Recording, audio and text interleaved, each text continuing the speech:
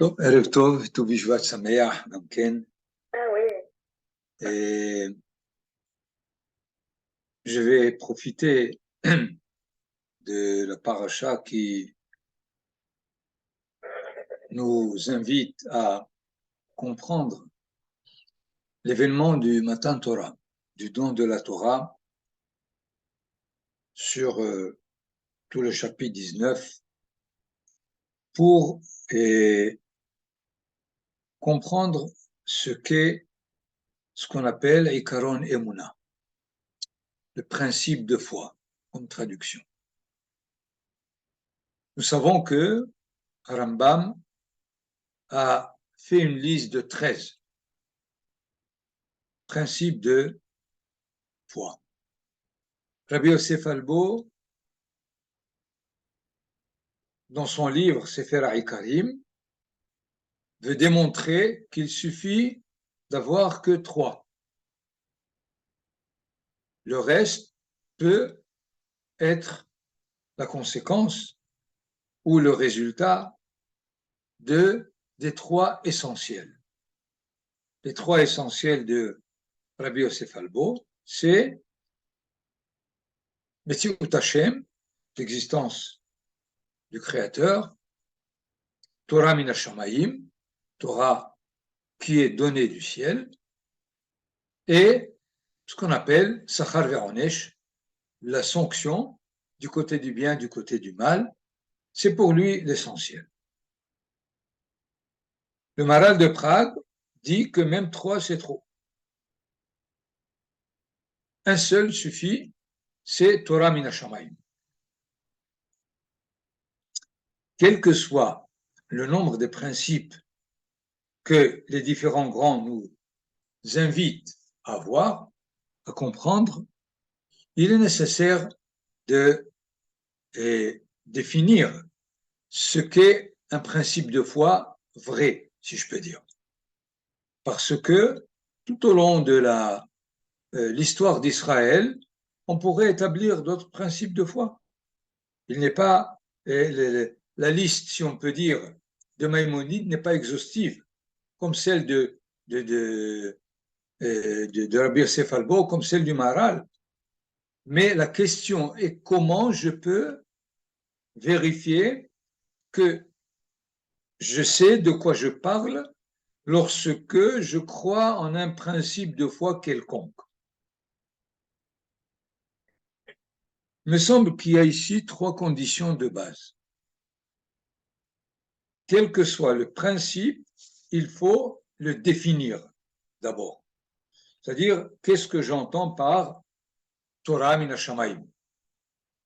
Qu'est-ce que j'entends pour Rambam, par exemple, la venue du Mashiach?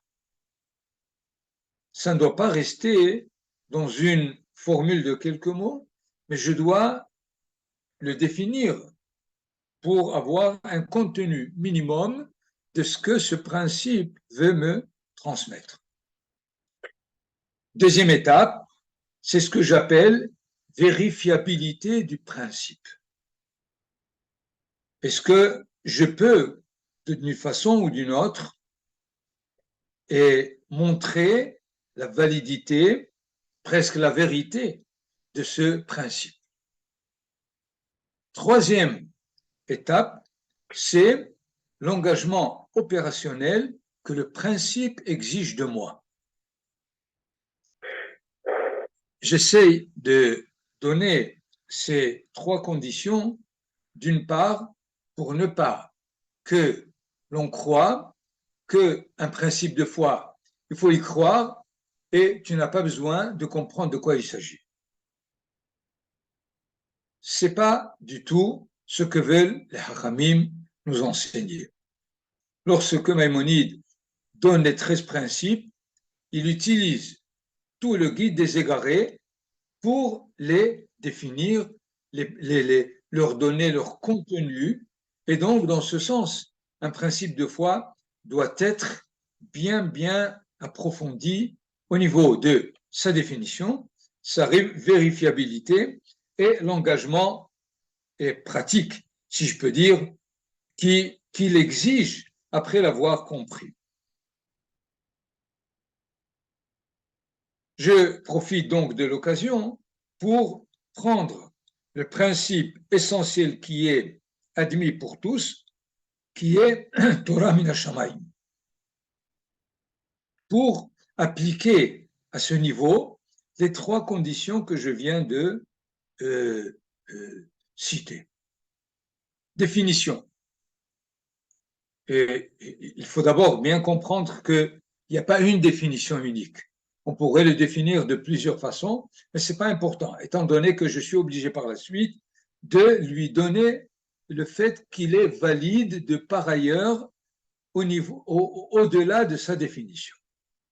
Donc, Torah min hashamayim, une définition possible, c'est un code de loi morale hétéronome, c'est-à-dire dont la source est divine, par opposition à un code de loi autonome, lorsque le législateur de ce code de loi, c'est l'homme.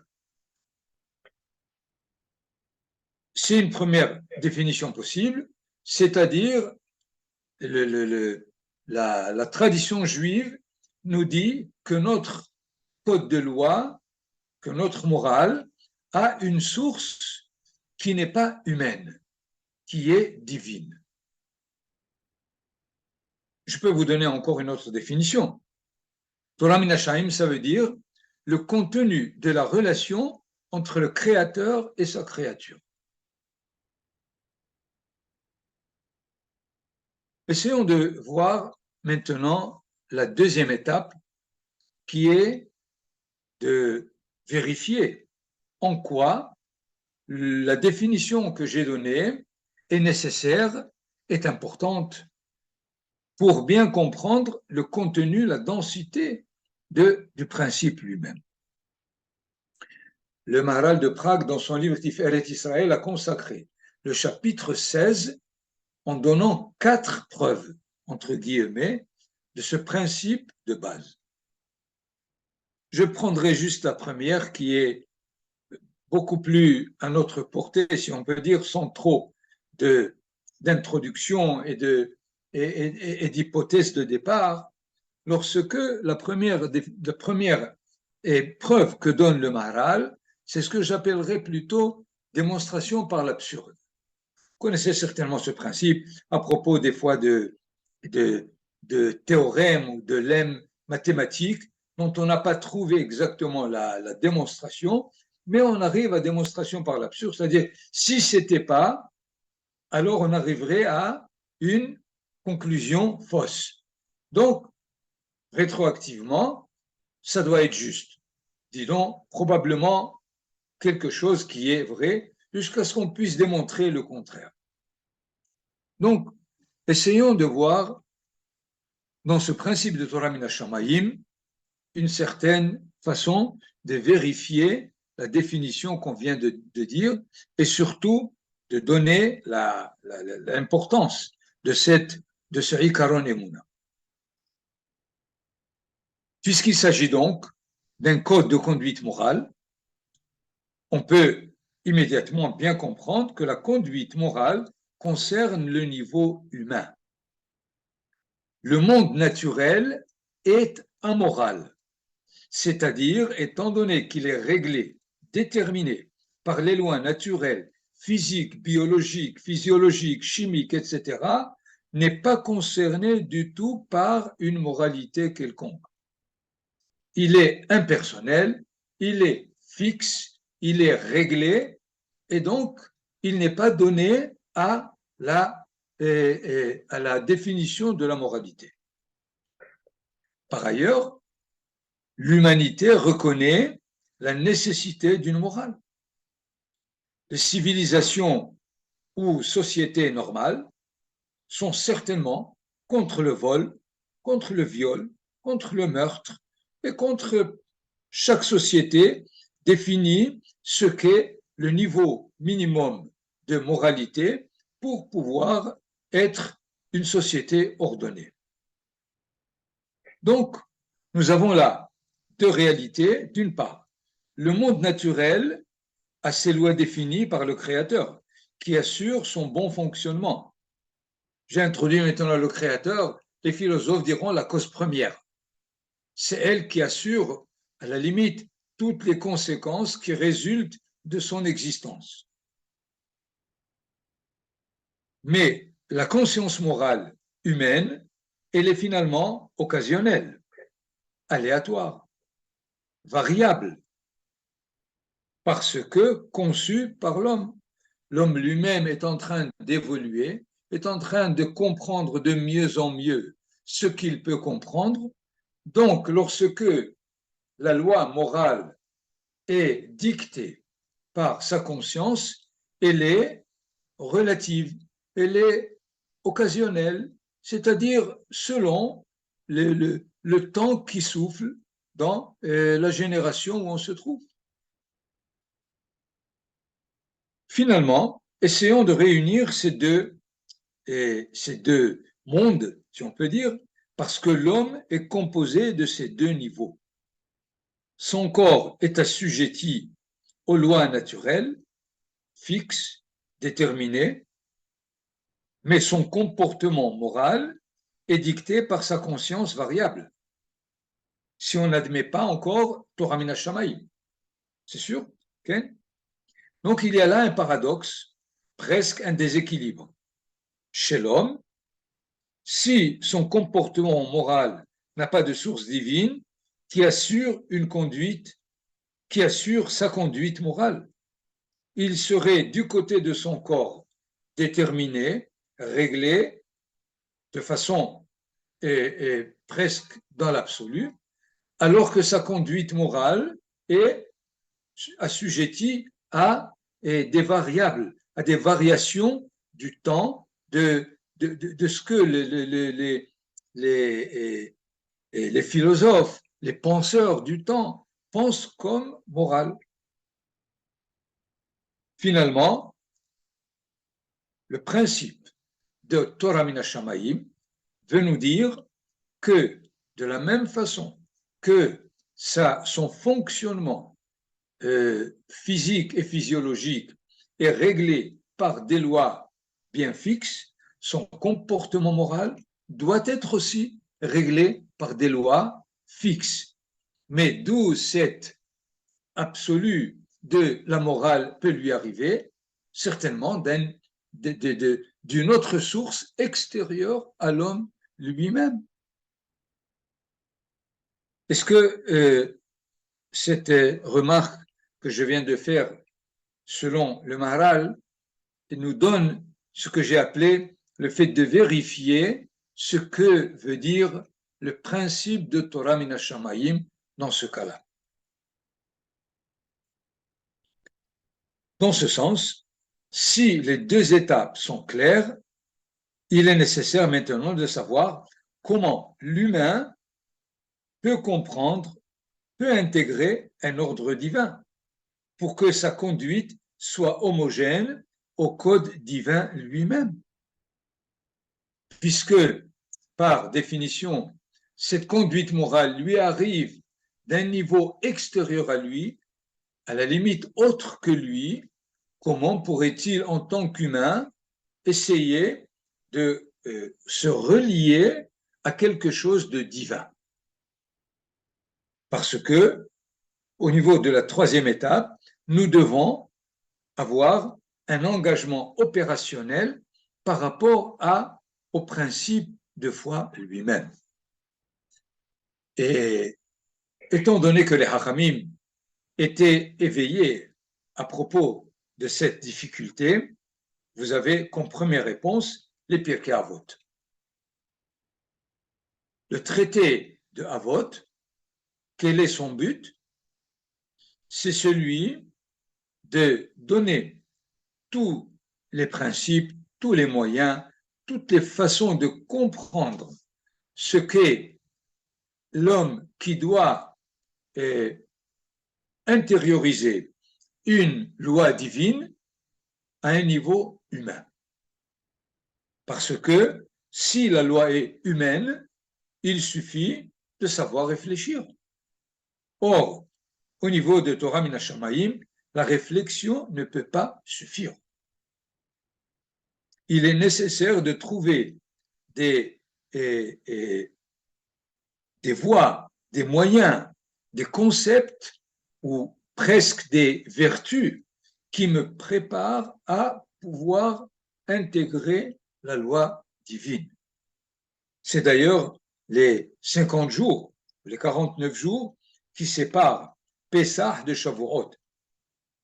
Même si on est sorti à Pessah d'Égypte, on est devenu une nation, voilà que Akadosh Baruch Hu veut nous proposer la Torah du ciel. Et il a fallu 49 jours pour nous préparer à recevoir cette Torah, plus spécifiquement dans la paracha de Yitro, le chapitre 19, et concentre ou centralise presque cette préparation. Nous la verrons et plus tard pour comprendre ce que le chapitre du verset, chapitre 19 de Shemot, du premier verset jusqu'à ce que presque tout le verset, tout le chapitre, puisque le chapitre 20, c'est déjà les 10 commandements, tout le chapitre 19 est une préparation à cette relation avec la loi divine. La loi humaine n'a pas besoin de préparation, elle demande tout simplement que l'on accepte, et puisque c'est le législateur est un homme qui légifère pour un homme, il n'est pas nécessaire de préparation spécifique. Mais si la loi est divine et il y a une distance énorme entre le divin et l'humain, il est nécessaire donc, dans la troisième étape, pour savoir comment je peux participer à cette Torah Min HaShamayim, il faut bien avoir ces moyens et réaliser dans ce sens la relation et le contact pour réaliser mon comportement selon cette morale divine. Voilà comme premier élément du don de la Torah. Nous allons voir maintenant quelques détails de ce chapitre, mais si vous avez à ce niveau une remarque, une question, je veux bien, parce qu'il me semble que c'est un principe très important, un principe de base à propos de notre relation avec la Torah.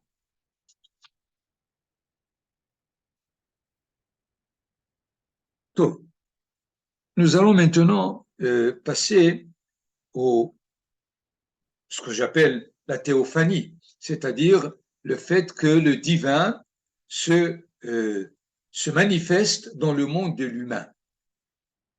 Ça s'est passé une fois au niveau du don de la Torah, évidemment. Le divin se manifeste à différentes situations, comme la sortie d'Égypte, comme la création, mais il y a là une description de cette manifestation du divin dans l'humain à travers ce chapitre 19 de la paracha. Je voudrais, avant d'aborder un détail, reposer un problème entre Rabbi Yosef Albo et Maïmonide. Nous avons dit que dans Yigdal, si vous voulez, je prends là-bas des rimes ou des principes, puisque Yigdal Elohim Hay Ve'ishtabach a été écrit sur la base des 13 principes de Maïmonide. Et vous avez comme premier élément à propos de ce principe du don de la Torah, Shefa Nevuato Netano El Anshe Segulato Vetif Artu. C'est-à-dire, le flux de sa prophétie, il l'a donné à des personnes qui méritent le dévoilement de la prophétie. Ensuite, Lokam be Israël ke Moshe Od, Navi ou Mapit et Temunato. Celui qui a composé Yigdal veut nous dire, attention, la prophétie de Moshe, elle est une prophétie à part, puisque un prophète comme Moshe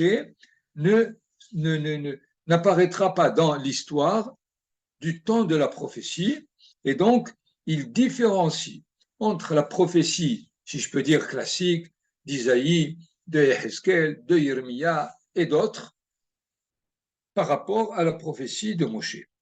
Et immédiatement après, Torat Emet Natan le Amoel, al yad Nevi'o Ne'eman Beto.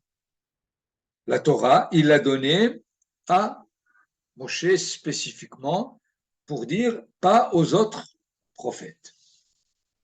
La prophétie de Moshe se distingue à plusieurs niveaux des autres prophètes, essentiellement parce qu'elle dicte des commandements, des mitzvot. Aucun prophète ne peut ajouter une mitzvah au 613.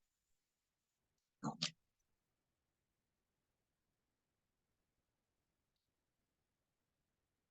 Dans ce sens, nous voulons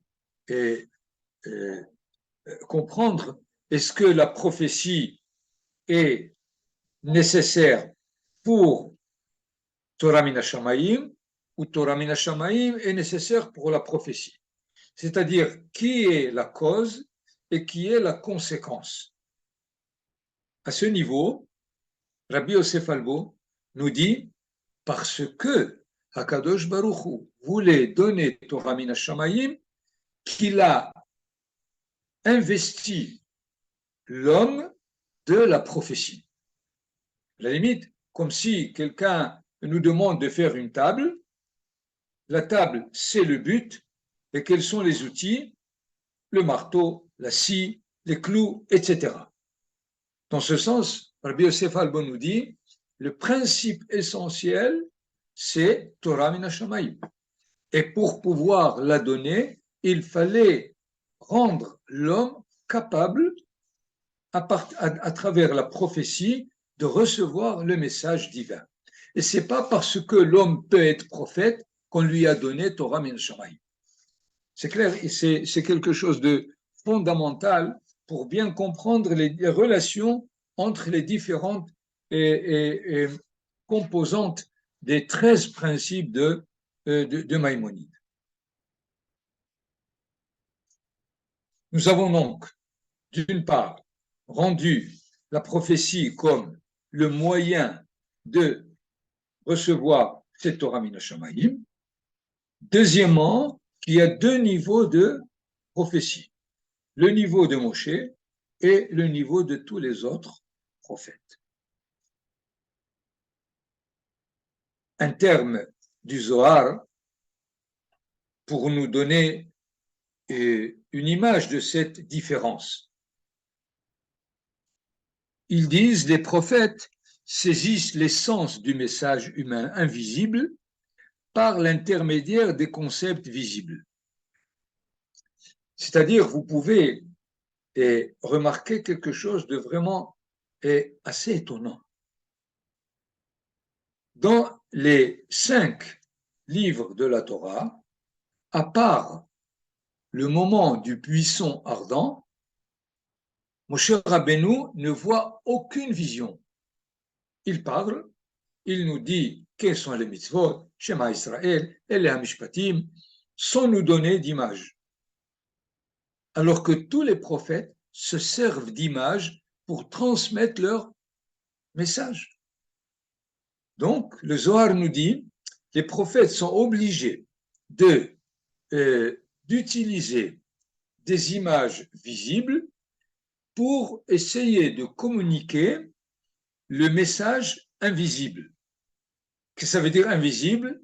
Dans son essence, pas dans ce qu'il m'enseigne, mais dans l'essence lui-même du message. Il me semble qu'on peut, selon ce que j'ai lu et compris au niveau d'une certaine philosophie qui nous dit que lorsque je vois une table, c'est sûr que je ne vois pas la table. Je vois sa couleur, je vois la matière de laquelle elle est faite, je vois sa qualité de supporter des poids, je peux voir tout ce que je peux au niveau de sa description, mais la table dans son essence, je ne la vois pas. C'est comme ça que les philosophes essayent de nous expliquer quelle est notre relation avec, avec les objets, avec la réalité matérielle elle-même. On pourrait ici la transposer d'une certaine façon dans ce que le Zohar nous explique, dans la différence entre la prophétie de Moshe Rabbeinu, qui voyait l'essence elle-même du message, alors que les prophètes devaient utiliser des images pour essayer de comprendre ce que le message prophétique leur a été adressé.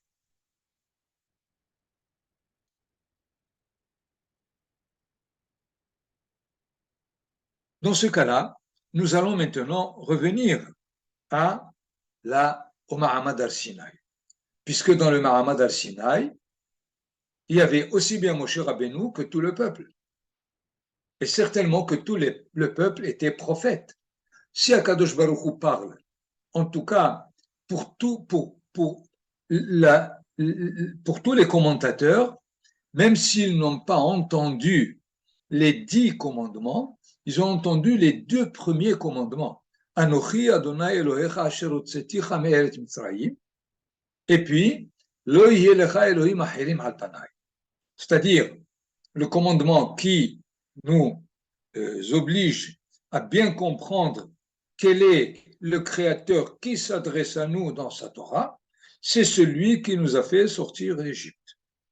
Par ailleurs, il ne faut pas lui joindre aucune autre divinité. Lo yelecha Elohim acherim al panai. Même pour écouter un seul commandement et pas les 2, il est nécessaire de supposer, de bien comprendre que tout le peuple était prophète en ce moment. Mais il y avait une prophétie de Moshe Rabbeinu qui n'était pas la prophétie de tout le peuple, forcément, puisque Moshe Rabbeinu, lui, a entendu les 10 commandements entiers. Donc, nous sommes maintenant, nous devons nous représenter ce Mahamad al-Sinaï dans lequel tous ceux qui étaient là-bas étaient prophètes, mais à 2 niveaux. Cette introduction peut nous expliquer 2 termes dans le chapitre 19. Le verset 3 nous dit « Moshe ala el ha-Elohim » et Moshe est monté vers Dieu. Et puis, plus loin, je vais vous donner le verset 20, « Vayered Adonai al har Sinai » et Dieu est descendu sur le mont Sinaï. Alors, mais si Moshe est monté, pourquoi il faut que Hachem descende? Ou s'il est descendu, vers où Moshe monte? Comprenez, il y a ces 2 termes assez dans un paradoxe qui, l'un nous dit Moshe est monté, mais Dieu est descendu. Quel est le message fondamental dans ce paradoxe lui-même? Il faut bien immédiatement le comprendre à travers notre remarque qu'on vient de faire. Même si Moshe et tout le peuple étaient prophètes, ces différences de prophétie a amené le message divin pour tout le peuple de descendre de niveau. C'est-à-dire, afin qu'il soit à leur portée, il fallait que le message à sa source se dévolue, si on peut dire, sans se dégrader, conserver la vérité qu'il contient, mais au niveau du peuple. Ça, c'est Vayered. Mais Moshe Rabbeinu, son niveau prophétique était beaucoup plus haut, tel que il a eu même la capacité, Akadosh Baruch Hu lui a donné la capacité de s'élever au-delà de son niveau. C'est pour cela qu'il est dit Moshe ala el ha-Elohim. D'accord? nous comprenons ici que Allah, ça ne veut pas dire ni monter dans une montagne ou que Dieu est descendu de je ne sais quelle hauteur physique sur terre, pas du tout. Il y a là une description de ce moment du don de la Torah qui nous dit, étant donné que tous ceux qui étaient là étaient prophètes, le niveau prophétique du peuple nécessite la dégradation, je n'ai pas trouvé le mot, hein, c'est pas dégradé, mais le fait de ramener au niveau de ce que le peuple peut comprendre à son niveau prophétique, ce qu'est le message divin dans sa source. Mais Moshe Rabbeinu, lui, a mérité le fait de monter encore plus que et de regarder et d'écouter le message à sa source. C'est pour cela qu'il y a un midrash qui dit, lorsque Moshe Rabbeinu est monté pour recevoir la Torah, les anges se sont opposés en disant, Ma lilud isha benenu, que vient faire celui qui est l'enfant d'une femme parmi nous? Vous comprenez quel est le sens du midrash? C'est pas pourquoi Moshe est venu, mais pas pourquoi.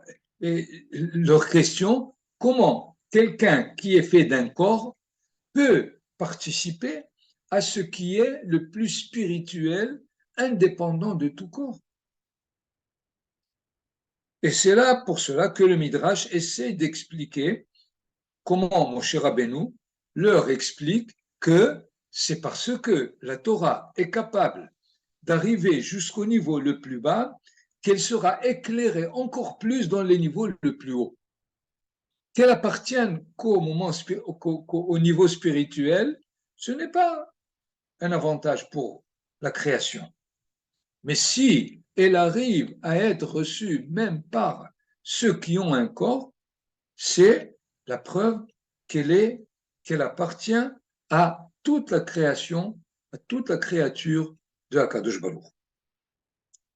Et dans ce sens, on comprend bien que ce Moshe Allah, ça veut dire il a accédé à un niveau supérieur que lui, comme celui qui monte au premier étage, au deuxième étage, au troisième. Donc, il évolue du niveau du rez-de-chaussée où il est à un niveau plus haut. Mais Vayered Adonai al-Har Sinai, comme si la manifestation divine devait descendre de niveau elle-même pour être au niveau d'Israël, au niveau prophétique. Voilà donc déjà comment la Torah nous signale cette relation qui s'est établie entre Hakadosh Baruch Hu et Israël au moment du dévoilement.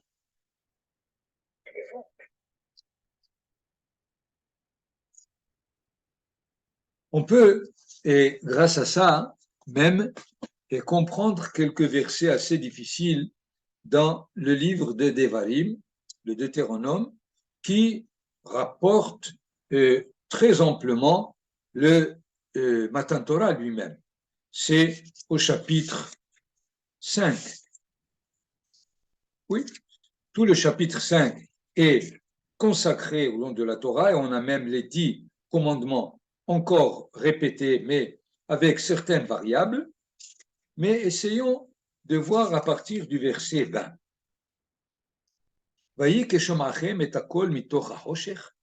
Lorsque vous avez entendu la voix de l'intérieur de l'obscurité, on ne sait pas de quoi il s'agit. Comment écouter une voix de l'obscurité? On peut écouter une voix dans le silence, mais c'est déjà un problème pour lui-même. Et la montagne qui flambait en feu.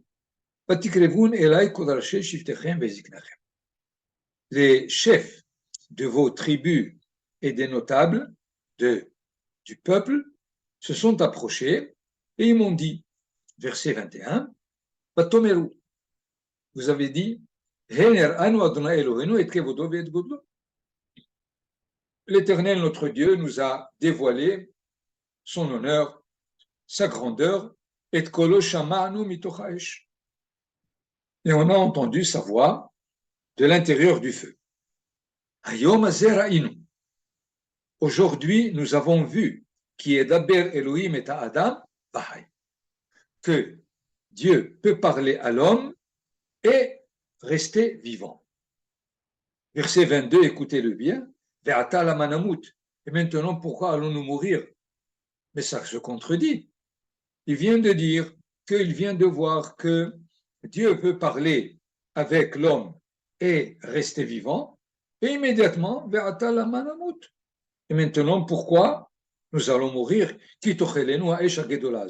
Parce qu'on risque d'être dévoré par ce grand feu. Verset 24, qu'est-ce qu'il propose? Il s'adresse à Moshe et ils lui disent, approche-toi et écoute, et kol asher yomar Adonai Elohenu, tout ce que l'Éternel, notre Dieu, dira.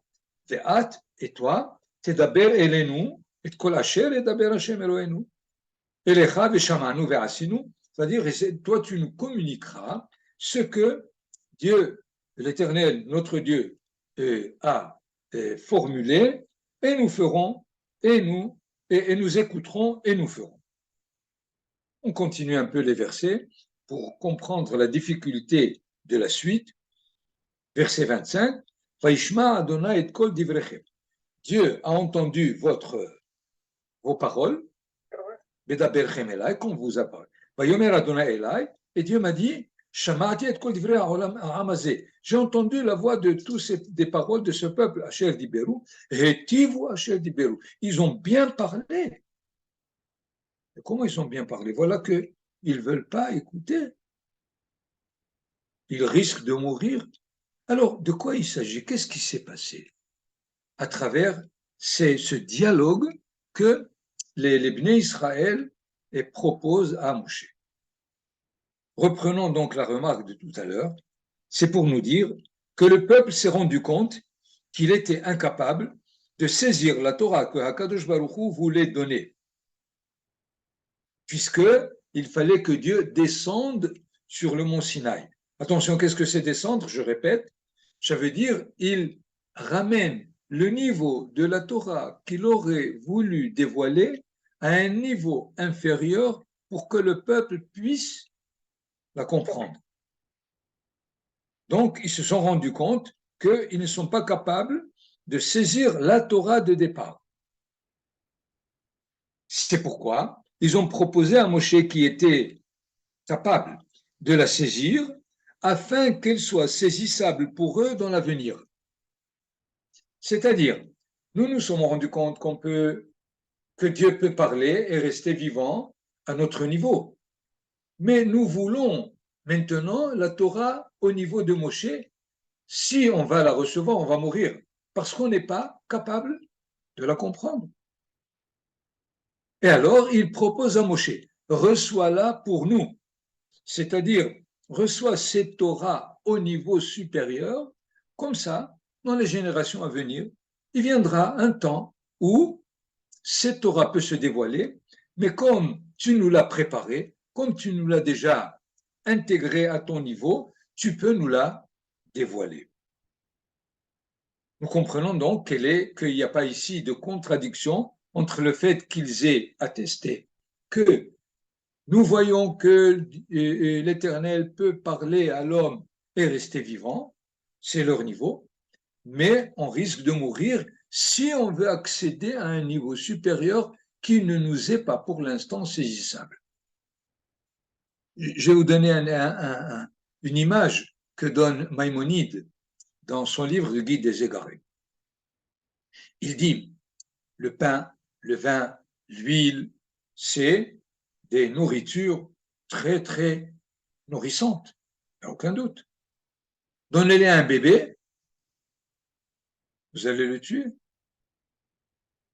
C'est exactement ce qu'est la Torah.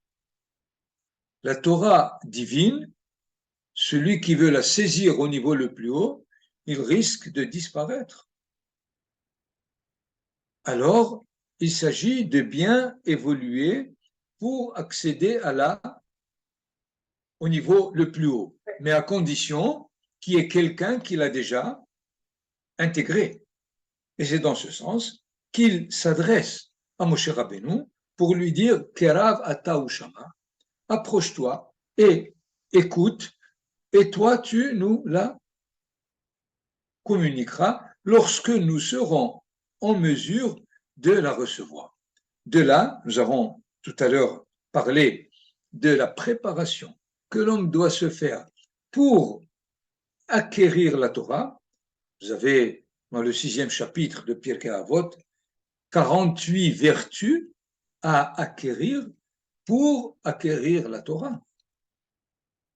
La Torah ne passe pas par la tête, elle passe par des qualités et des vertus que l'on acquiert au-delà de ce qu'on peut comprendre.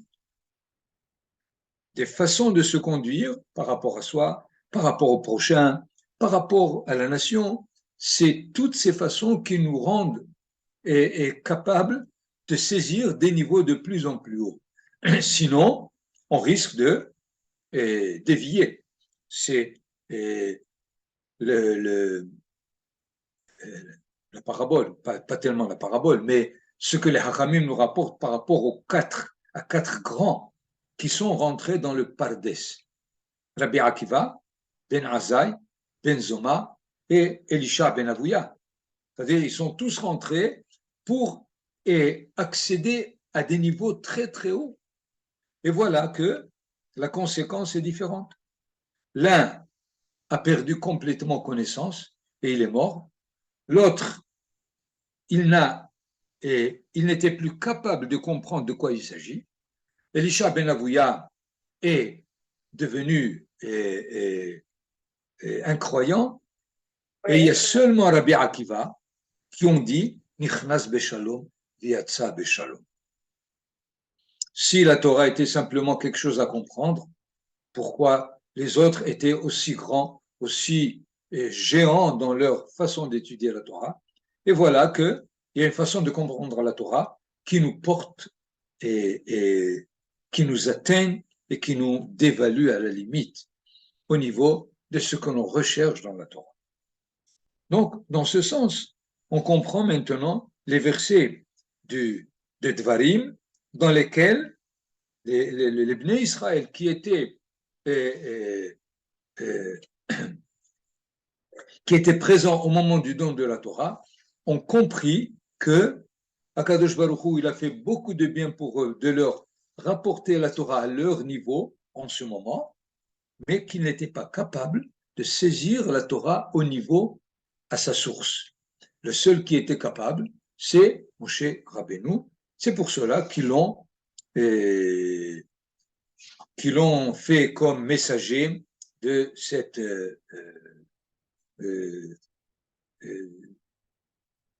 difficulté qu'ils n'arrivaient pas, eux, à résoudre, pour que plus tard, ils puissent aussi participer à la Torah de Moshe.